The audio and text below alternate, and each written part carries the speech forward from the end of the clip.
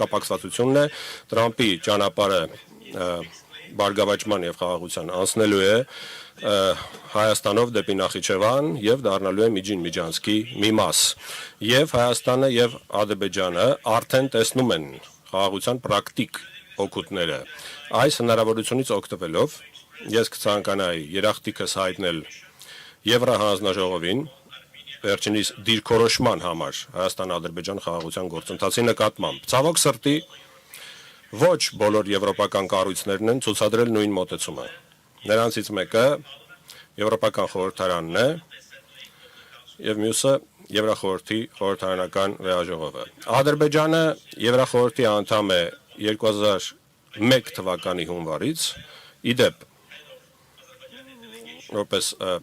ադրբեջանական պատվիրակության ղեկավար այդ ժամանակ որպես խորհրդարանական ես հանդիսանում էի ՊԱՍԵ-ի ակտիվ անդամներից մեկը։ Մեր պատվիրակությունը երբեք որևէ սահմանափակումների տակ չի եղել Եվրախորհրդի կողմից մինչև 24 թվականի հունվար, սեպտեմբերին 23 թվականի Ադրբեջանը ավարտեց սեպարատիզմը Ղարաբաղում, մենք իրականացրեցինք ՄԱԿ-ի Անվտանգության խորհրդի 4 ռեզոլյուցիաներ, որոնք թղթի վրա են մնացել 30 տարի։ 4 ամիս դրանից հետո ՊԱՍԵ-ն պատժամիջոցներ կիրառեց մեր պատվիրակության նկատմամբ։ Ցավոք սրտի երկակի ստանդարտներն այսօր դարձել են աշխատավոճ ՊԱՍԵ-ի համար։ Ադրբեջանի տարածքային ամբողջականությունը նույն արժեքն ունի, ինչպես ցանկացած այլ երկրի տարածքային ամբողջականությունը եւ այս հարցում երկակի ստանդարտներն անընդունելի են։ Հիմա Եվրոպական խորհրդարանի մասին։ Այս հավաքը խաղաղության գործընթացին նպաստելու փոխարեն սաբոտաժի մասին է խոսում։ 21 թվականի մայիսից 6 ամիս երկրորդ Ղարաբաղյան պատերազմի ավարտից հետո մինչև 26 թվականի ապրիլի 30-ի Եվրոպական խորհրդարանն ընդունել է 14 ռեզոլյուցիա, որոնք շատ վիրավորական կերպով ստում են Ադրբեջանի մասին։ 14 ռեզոլյուցիա պատկերացրեք 5 տարվա ընթացքում սևեռման նման մի բան է։ Վերջինը ընդամենը 4 օր առաջ կանխամտածված կերպով անմիջապես գագաթնաժողովից առաջ, այսինքն անդամ պետությունների հիմնարար խնդիրներին անդրադառնալու փոխարեն, ինչպես այլատիացությունը, իսլամոֆոբիան, հակասեմիտիզմը, միգրացիան, մրցունակության բացակայությունը,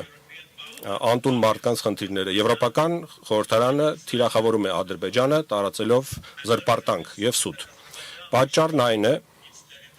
որ Ադրբեջանը պաշտպանել է իր տարածքային ամբողջականությունը, ինքնիշխանությունը, վերջ դրել սեպարատիզմին